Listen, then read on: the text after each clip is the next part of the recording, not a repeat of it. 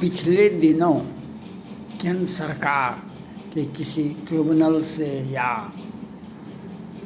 न्यायालय के आदेश से एक आदेश आया, एक चर्चा हुआ कि आरएसएस के लोग और पार्टी सरकार में बैठ सकते हैं। जैसे मोहन भागवत जी हैं, उनके बहुत सारे पार्टी कार्यकर्ता हैं, तो आरएसएस के प्रमुख हैं, तो वे आप किसी भी सरकार, राज्य सरकार में, केंद्र सरकार में वे बैठ सकते हैं मीटिंग में। मैं इस बात की बहुत तीखी आलोचना करना चाहता हूँ। मैं इस प्रकार के निर्णय का तीखा आलोचना करना चाहता हूँ। पार्टी, कांग्रेस पार्टी की सरकार बने, कि राजद की सरकार बने, कि भाजपा की सरकार बने, कि जदयू की सरकार बने, कि टीएमसी का सरकार बने, कि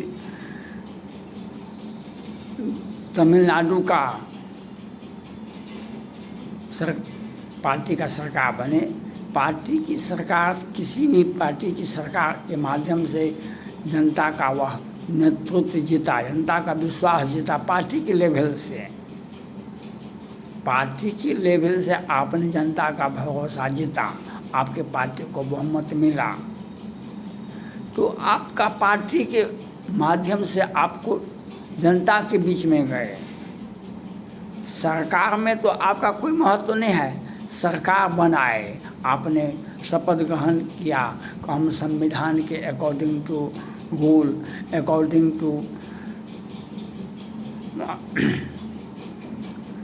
Gita, according to constitution, according to law,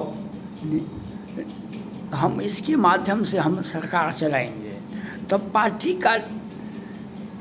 का किसी भी पार्टी का आप सत्ता माध्यम से आए, सत्ता में आए, तो पार्टी सत्ता में नहीं आती है। आप आए सत्ता में, आपको बहुमत में जनता ने चुना, आपको किसी भी पार्टी से आए, आपको जनता ने चुना, आपने सरकार बनाया, तो पार्टी को क्यों, किसी भी पार्टी की कार्यकर्ता को अगर सरकार में किसी पद पर रखा जाता है, सरकार में किसी पद पर रखा जाता है, ये गलत है। पार्टी का आप विधायक बने, एमपी बने, मंत्री बने, मुख्यमंत्री बनिए, प्रधानमंत्री बनिए, ये अधिकार, आप किसी पार्टी से आए हैं, लेकिन जब सरकार में आए हैं तो पार्टी गौण हो जाता है।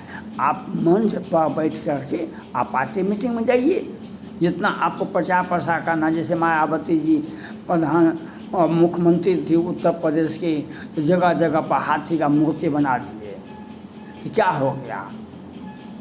अब उनका सत्ता कहाँ में है?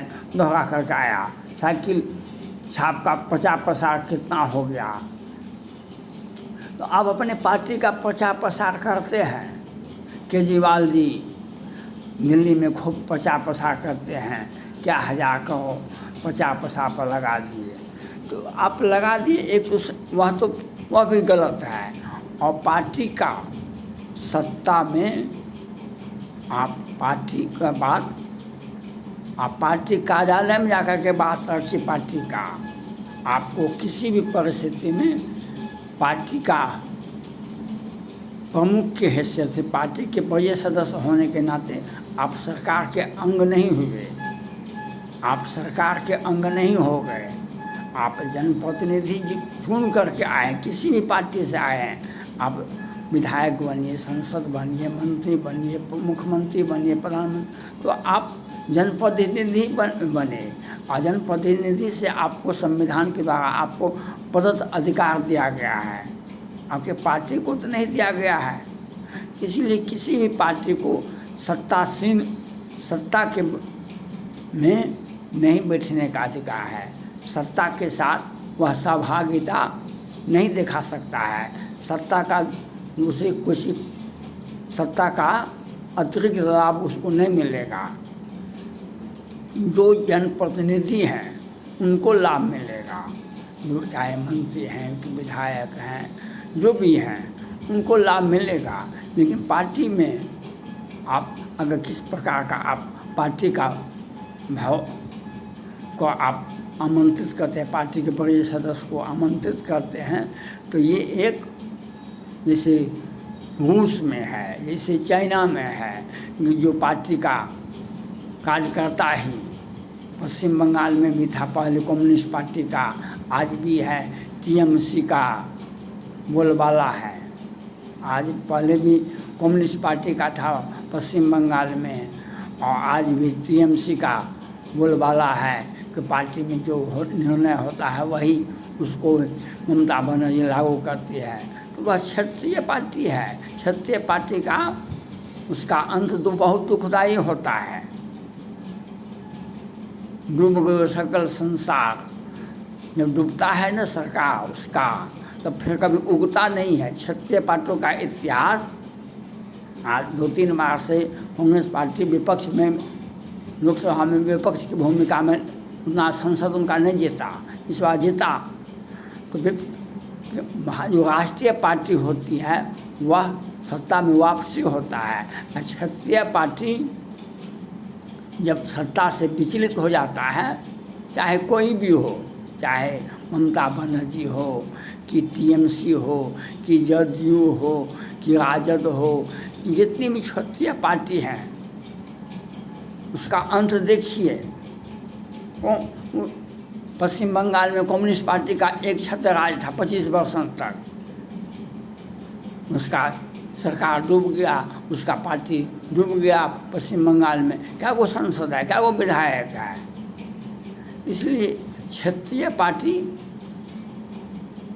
वह सत्ता का दुरुपयोग करता ही है, उस पर कड़ी कार्रवाई होनी चाहिए। लेकिन आप पार्टी को आप सरकार के बीच में नहीं ला सकते हैं। ये अगर कोई पार्टी के या कोई विचारधारा ऐसा करती है तो ये गलत होता है। यह आपको सोचना पड़ेगा, ये आपको विचार करना पड़ेगा। ये गलत आदत है। ये चाइना या रूस का जो कम्युनिस्ट पार्टी की वादी की सरकार है, रूस में तो डेमोक्रेसी है, लेकिन वह सिंगल पार्टी का है। उसमें चाइना में वह पार्टी का ही उम्मीदवार खड़ा होगा, वही 3000-2000 सदस्य है, वही का निर्णय सब कुछ संसद वही है। तो पार्टी की भूमिका सरकार में नहीं होनी चाहिए भारत में, ये डेमोक्रेसी में। अब भाजपा ऐसा करती है तो गलत करती है, भाजपा ऐसा सोचती है तो गलत सोचती है। केंद्र सरकार हो या कांग्रेस पार्टी हो या क्षेत्रीय पार्टी हो या किसी भी पार्टी, राज्य सरकार हो या केंद्र सरकार हो, सत्ता के राज्य का जो राजनीतिक दल है, आप उनको, उसके माध्यम से आपकी सरकार है, तो उस पार्टी की सरकार, आप मुख्यमंत्री को अपने शपथ ग्रहण किए, आपने यह कहाँ कहा हम राजद के हैं, भाजपा के हैं, कांग्रेस के, हम पार्टी के लेवल से हम जीते हैं, हमको यहाँ पर यह पद मिला है। आपको संविधान ने दिया है पद, आप जनप्रतिनिधि चुने गए, किस पार्टी से चुने गए इसकी महत्ता नहीं है। इसलिए किसी भी परिस्थिति में पार्टी के लोगों को सरकार में कोई जगह नहीं मिलनी चाहिए, उनका उसे आमंत्रित नहीं कर सकते हैं। आप पार्टी मीटिंग में, आप उनको आरएसएस की मीटिंग में, भाजपा के मीटिंग में, जदयू के मीटिंग में, आप अपनी अपनी पार्टी की मीटिंग में आप उनको सम्मानित कीजिए। आपके बड़े लोग हैं, आपके सम्मानित लोग हैं, आप उनके नाम पर आप जो भी करें, लेकिन सरकार में वे सरकार के सदस्य नहीं हैं। सरकार का सदस्य होने के लिए आपको जनप्रतिनिधि बनना पड़ेगा, और जनप्रतिनिधि के तहत आपको मंत्री या मुख्यमंत्री या प्रधानमंत्री या राज्य इकाई में या केंद्र सरकार में आपको कोई जो पद मिलता है, आप उस लेवल से बढ़ सकते हैं, पार्टी लेवल से आप नहीं बढ़ सकते हैं। अगर इस प्रकार की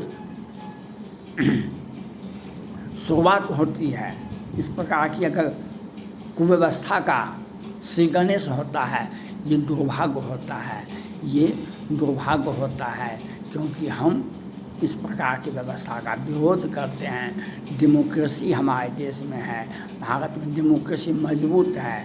अगर भाजपा या सत्ता का दुरुपयोग सभी लोग करते हैं, सत्ता में बैठे हुए व्यक्ति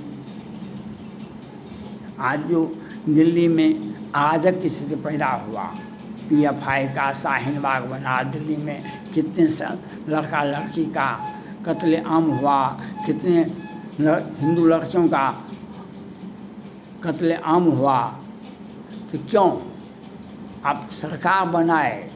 दिल्ली में विधानसभा था, विधानसभा को आपने मान्यता दी। ये भाजपा के कार्यकाल में हुआ था दिल्ली में, वहाँ पर तो वहाँ पर 2 बार उसका संसद, उसका सरकार बना भाजपा का। उसके बाद कांग्रेस पार्टी की सरकार बन गई, उसके बाद केजरीवाल जी आ गए, तो ये भाजपा वाले इन्होंने मान्यता दे दिया कि राज्य सरकार वहाँ पर विधानसभा होना चाहिए, विधानसभा होना चाहिए, लेकिन वह नाम मात्र का होना चाहिए, क्योंकि दिल्ली भारत की राजधानी है, दिल्ली भारत की राजधानी है।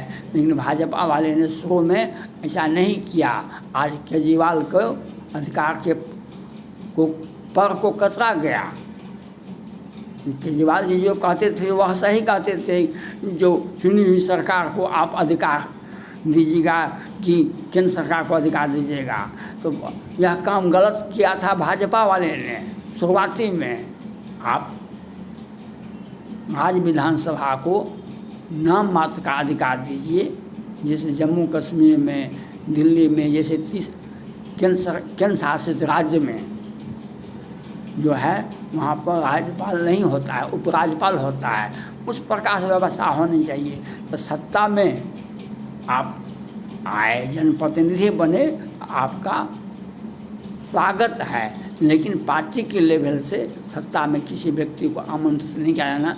पार्टी का महत्व सरकार में नहीं होना चाहिए। अगर होता है, चाहे भाजपा करती है, कांग्रेस करती है, चाहे क्षत्रिय दल करती है, इस सत्ता का दुरुपयोग है और मैं इसकी निंदा करता हूँ। हमारी डेमोक्रेसी में इसका कोई महत्व नहीं है। थैंक्स।